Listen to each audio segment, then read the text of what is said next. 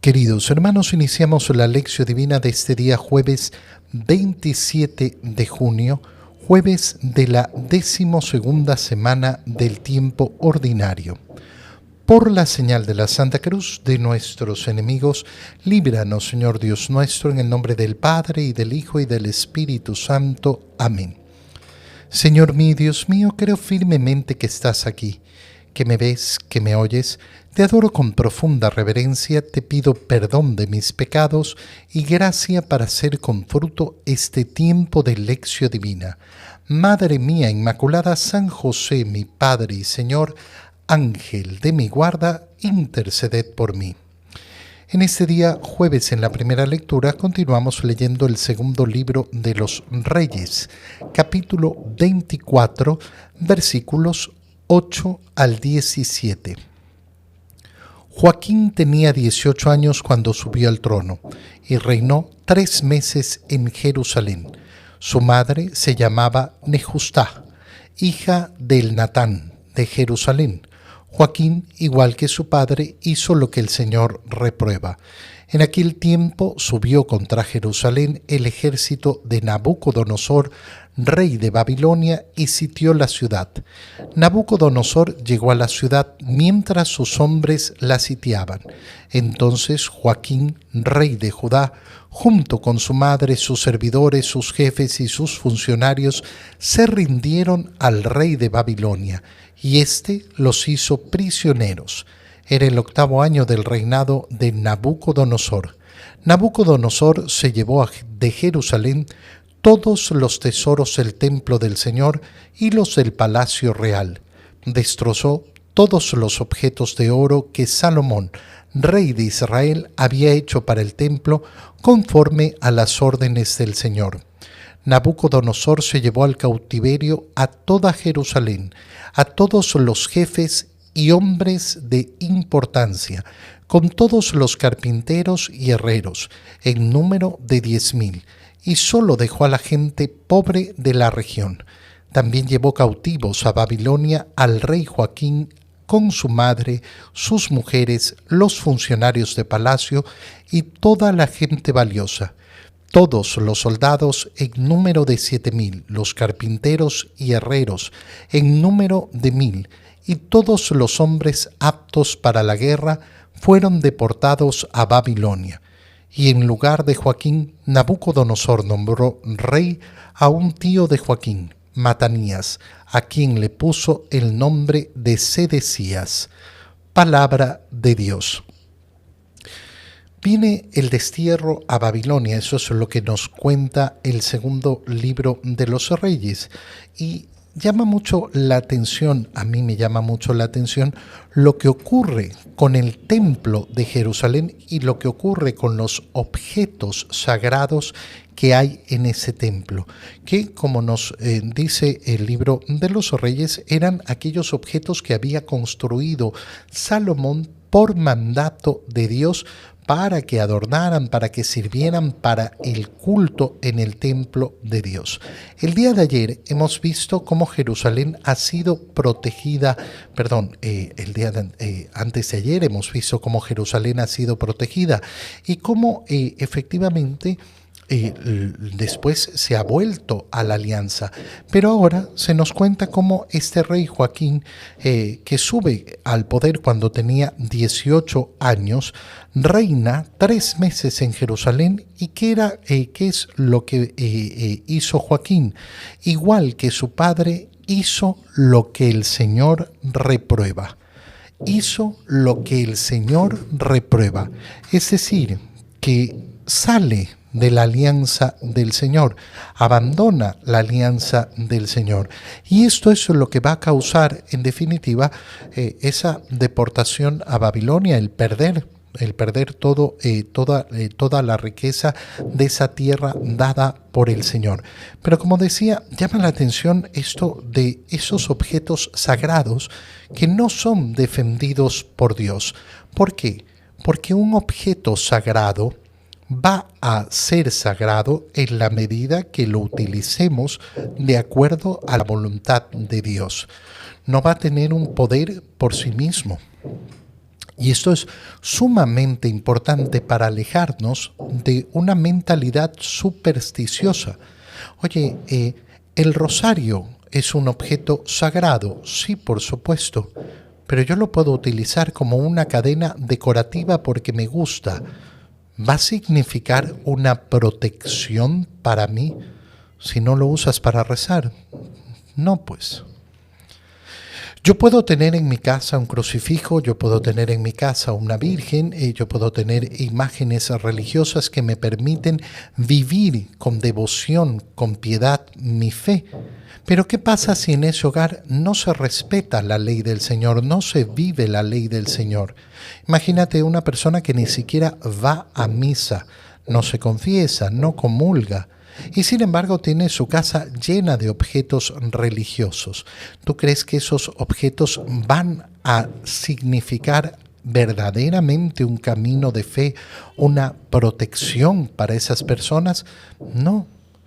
Tal y como ocurre en la escena que hemos visto en el segundo libro de los Reyes, esos objetos que fueron destinados para el culto divino, si no cumplen su misión, si no son utilizados correctamente, el Señor no le interesa que los destruyan. Va a permitir y no va a defenderlos. ¿Por qué no va a defenderlos? Porque no están sirviendo para la fe de esos hombres, porque no están sirviendo para la fe de esa familia. ¿Qué nos muestra entonces la lectura del libro de los Reyes? La coherencia. Las cosas tienen que ser utilizadas coherentemente. Imagínate los objetos más sagrados, los objetos que utilizamos para la Santa Misa. ¿Qué ocurre si yo agarro las vestiduras sacerdotales que solo se usan para la Santa Misa y comienzo a utilizarlas de cualquier otra forma? No estoy respetando la sacralidad que tienen esos objetos. ¿Qué leíamos esta semana sobre eso en las palabras del Señor? No tiren a los perros sus perlas, sus objetos sagrados, sus cosas sagradas. No las den a los cerdos.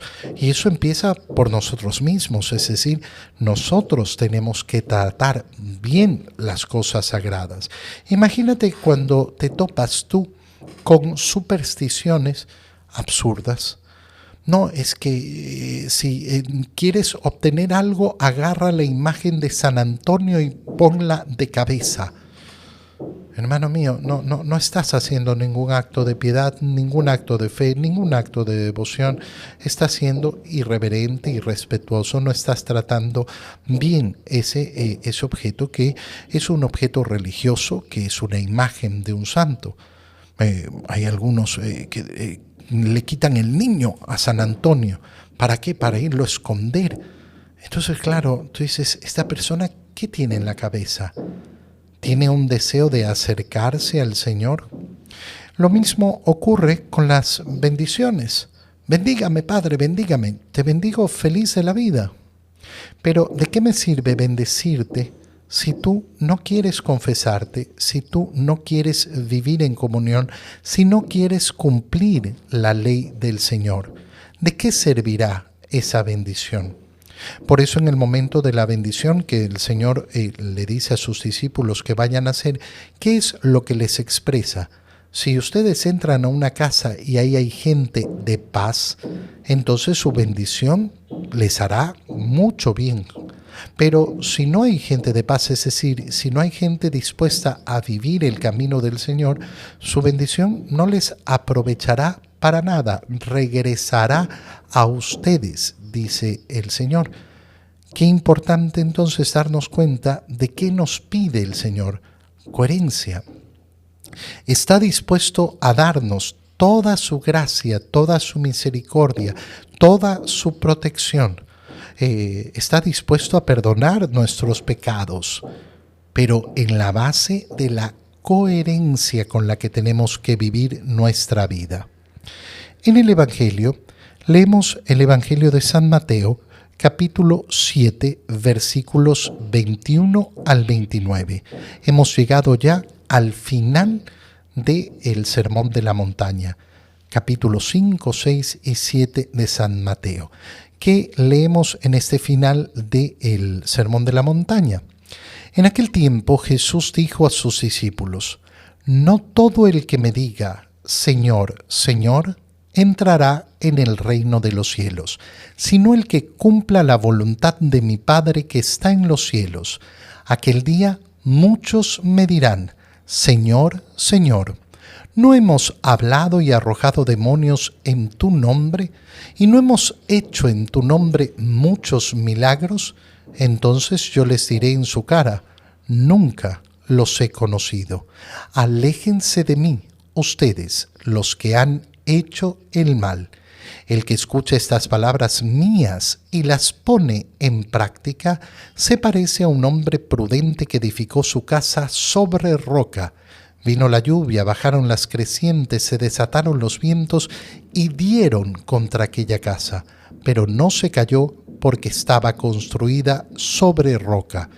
El que escucha estas palabras mías y no las pone en práctica se parece a un hombre imprudente que edificó su casa sobre arena. Vino la lluvia, bajaron las crecientes, se desataron los vientos, dieron contra aquella casa y la arrasaron completamente.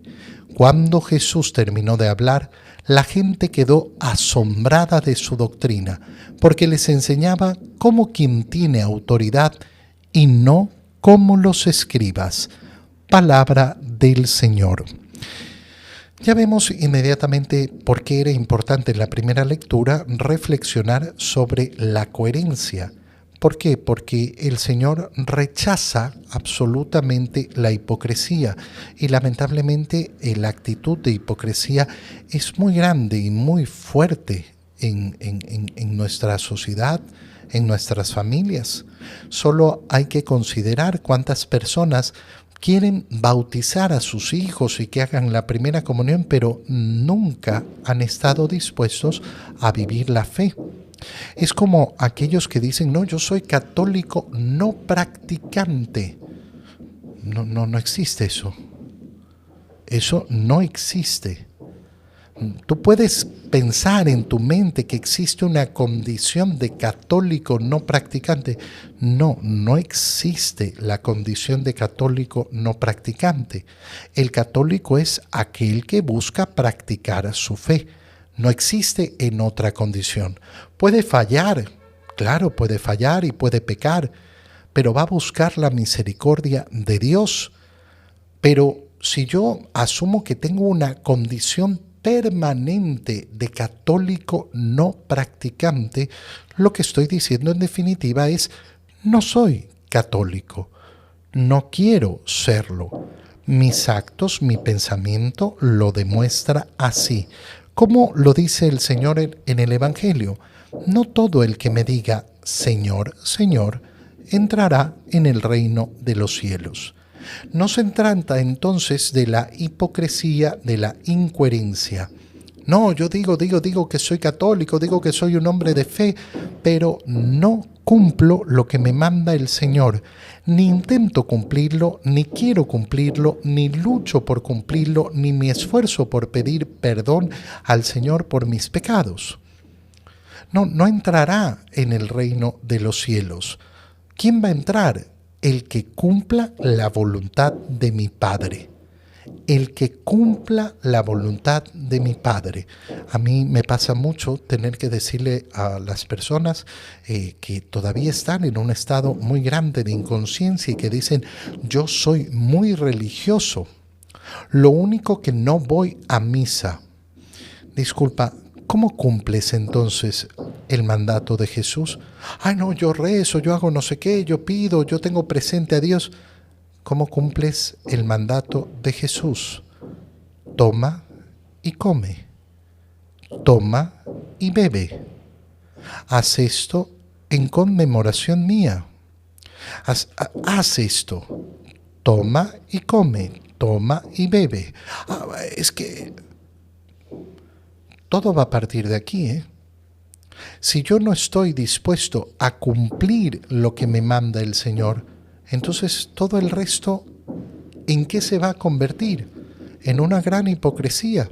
Y yo podré decir, Señor, Señor, y repetirlo 1000 veces, pero resulta que son solo palabras vacías que salen de mi boca. ¿Por qué? Porque a la hora de vivir, a la hora de actuar, no estoy dispuesto a hacerlo. Y así no funciona la fe. Y por eso el Señor lo dice con mucha claridad. Es el que cumple la voluntad. Aquel día muchos me dirán, Señor, Señor, no hemos hablado y arrojado demonios en tu nombre y no hemos hecho en tu nombre muchos milagros. Mira lo que está diciendo el Señor. Han hecho cosas preciosas, han hecho cosas grandiosas. Pero la respuesta es, nunca los he conocido. ¿Cómo puede ser que nunca los he conocido? Porque no han tenido una relación conmigo. No han tenido una relación conmigo. Tener una relación con el Señor significa escuchar su palabra y ponerla en práctica. Y por eso, ¿qué les va a decir? Aléjense. Aléjense. ¿Por qué? Porque al final lo que han hecho es el mal. Y empieza entonces la segunda parte, la parte de la vida prudente. Qué bonito es, piensa que hemos estado leyendo ya 3 semanas el Sermón de la Montaña. Prácticamente 3 semanas, estamos jueves, hoy día terminando el capítulo 7 del Evangelio de San Mateo. ¿Cómo concluye todo este discurso?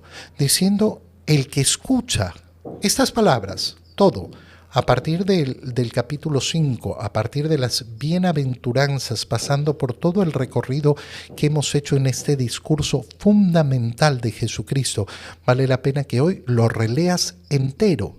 Capítulos 5, 6 y 7 de San Mateo.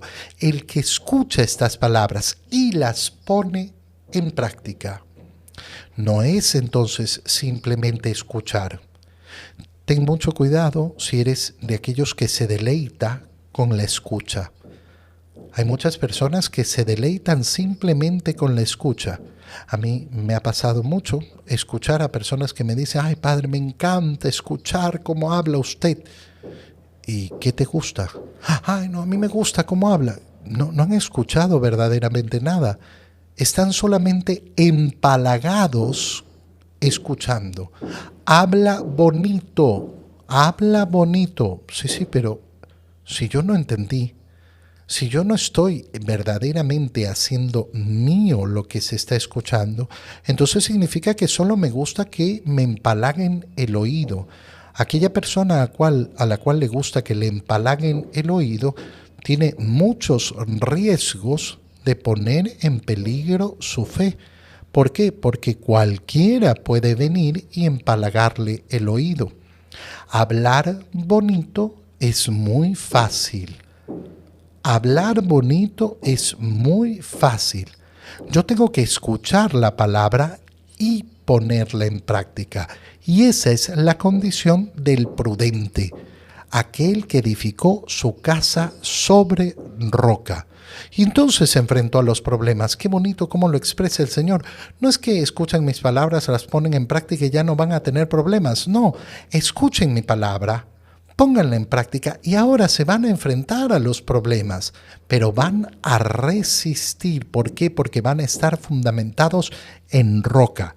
Esos son mis palabras. Pero el que escucha mis palabras y no las pone en práctica es un hombre imprudente, que edificó sobre arena y no va a resistir. No va a resistir el ataque, no va a resistir los problemas. Y entonces termina el Sermón de la Montaña diciéndonos ya no lo que dijo Jesús, sino cuando Jesús terminó de hablar, la gente quedó asombrada de su doctrina, porque les enseñaba como quien tiene autoridad. ¿Qué es la autoridad?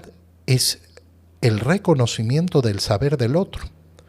Yo reconozco que Jesús sabe. Bueno, ese es el acto de fe. ¿Por qué creo en Jesús? Porque yo creo en su autoridad. porque creo que Él sabe. Y sus palabras, por tanto, son palabras que yo tengo que empeñarme en ponerlas en práctica porque conducen a la vida eterna. Te doy gracias, Dios mío, por los buenos propósitos, afectos e inspiraciones que me has comunicado en este tiempo de lección divina. Te pido ayuda para ponerlos por obra. Madre mía Inmaculada, San José, mi Padre y Señor, Ángel de mi guarda, interceded por mí. María, Madre de la Iglesia, ruega por nosotros. Queridos hermanos, reciban mi bendición en el nombre del Padre, y del Hijo, y del Espíritu Santo. Amén. Que tengan todos un muy feliz día.